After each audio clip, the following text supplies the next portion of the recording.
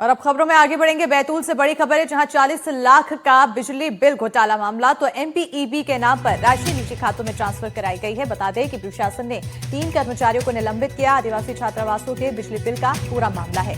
बड़ी जानकारी बैतूल से दे रहे हैं, जहां 40 लाख का बिजली बिल घोटाले का मामला सामने आया है। एमपीईबी के नाम पर राशि निजी खातों में ट्रांसफर की गई। प्रशासन ने 3 कर्मचारियों को निलंबित किया। आदिवासी छात्रावासों के बिजली बिल का ये पूरा मामला।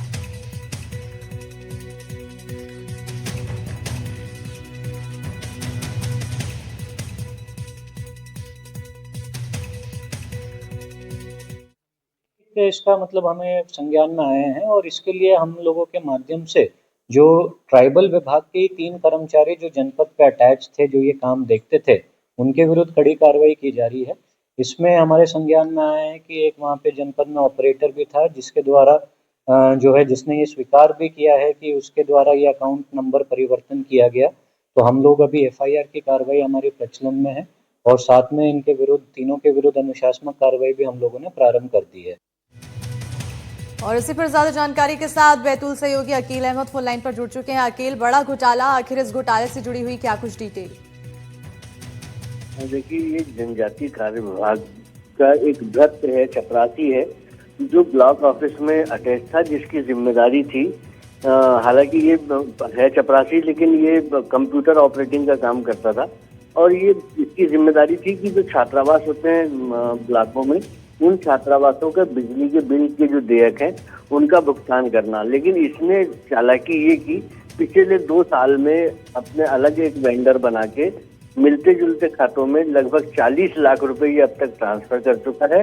जब ये मामला खुला, जब प्रशासनिक पकड़ में ये जब मामला आया, तो प्रशासन ने इनके खिलाफ कार्रवाई की है और इससे संबंधित जो 2 बाबू इसके ऊपर हैं, उन पे भी कार्रवाई, उनके ऊपर निलंबन की कार्रवाई की गई है। हालांकि ये जो भ्रष्ट है मस्कोले, छत्रपाल मस्कोले, इसने अपना जुर्म कबूल लिया है कि ये हाँ मैंने किया है। फिर भी जो है प्रशासन अभी एफआईआर करने से पहले एक बार बारीकी से और जांच कर रहा है कि इसमें कितने लोग शामिल हैं और किस तरह से इतना बड़ा जो है घोटाला किया है, या इससे ज्यादा भी अभी निकलने की उम्मीद जताई जा रही है। बिल्कुल, तो अभी भी फिलहाल जांच जारी है। अपना जुर्म तो कबूल कर लिया, लेकिन उसके बाद भी जांच में ये पता लगाने की कोशिश की जा रही है कि क्या और भी लोग सम्मिलित हैं इस पूरे मामले में और किस तरह से इस पूरे घोटाले को अंजाम दिया गया। तमाम डिटेल तलाशने की कोशिश में यहाँ पर टीम जुटी हुई है। बहुत शुक्रिया तमाम जानकारी देने के लिए अकील। और खबरों में आगे बढ़ेंगे। टीकमगढ़ से अगली बड़ी खबर है, जहां सड़क पार करने को लेकर विवाद हुआ। 2 पक्षों में जमकर देखने को मिला हंगामा। एक पक्ष ने लाइसेंसी बंदूक से हमला किया तो दूसरे पक्ष के शख्स के सिर पर हमला किया है। पुलिस ने 2 लोगों को गिरफ्तार किया। जवाहर चौक का पूरा मामला है, जांच की जा रही है। बड़ी जानकारी टीकमगढ़ से दे रहे हैं, जहां पर सड़क पार करने को लेकर विवाद हुआ। 2 पक्षों में जमकर हंगामा देखने को मिला। तस्वीरें आपको दिखा रहे हैं हंगामे से जुड़ी हुई। एक पक्ष ने लाइसेंसी बंदूक से हमला किया है तो वहीं दूसरे पक्ष के शख्स के सिर पर हमला हुआ है।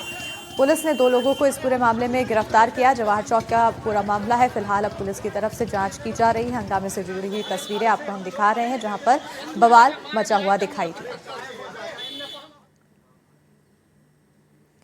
और अब बड़ी खबर शिवपुरी से है, जहां देसी कार्बाइड गन बनी खतरा। कार्बाइड गन से इस्तेमाल में से 17 घायल हुए हैं तो 17 लोगों की आंखों को नुकसान हुआ है।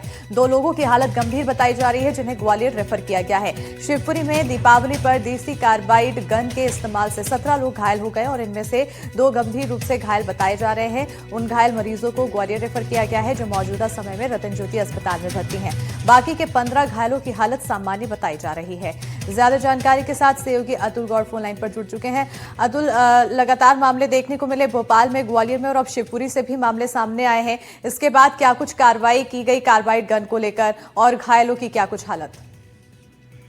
जी देखिए, जिन घायलों को ज्यादा गंभीर चोटें आई हैं उनको रेफर किया गया है रतन ज्योति अस्पताल ग्वालियर में और उनके जो है कॉर्निया ट्रांसप्लांट की जा रहे हैं और कहीं ना कहीं उनको पूरी तरह से हिदायत दी गई है कि वो सावधानी बरतें।